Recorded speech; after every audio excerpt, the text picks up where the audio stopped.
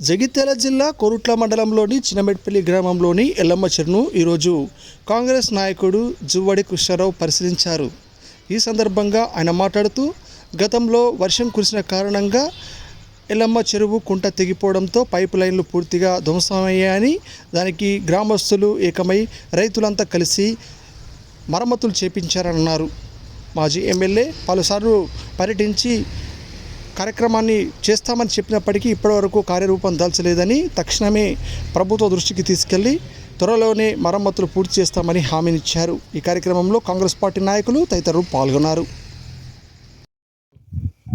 చిన్నమెట్పల్లి గ్రామంలో ఎల్లమ్మ చెరువును సందర్శించడం జరిగింది.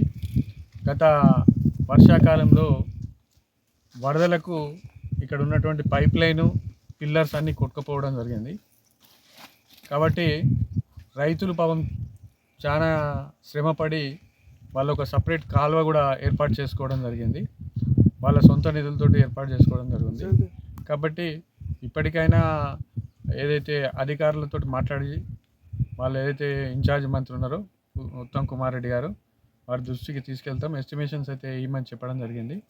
కాబట్టి దాని ఫైల్ నాకు ఇస్తే నేను తీసుకుపోయి చేయిస్తామని చెప్తున్నాము. ఎందుకంటే గత ప్రభుత్వంలో ఇమీడియట్ చేస్తామని చెప్పి 2 సార్లు ఇక్కడికి మాజీ ఎమ్మెల్యేకి వచ్చి సందర్శించినప్పటికి కూడా ఎలాంటి చర్యలు తీసుకోలేదు. పాపం రైతులు ఒక 330 ఎకరాలు దాదాపు నష్టపోయే పరిస్థితి ఉన్నారు. కాబట్టి అందరు రైతులు కూడా ఏంటని చెప్తున్నారంటే జూన్లో కూడా దీన్ని కంప్లీట్ చేయించాలని చెప్పడం జరుగుతుంది.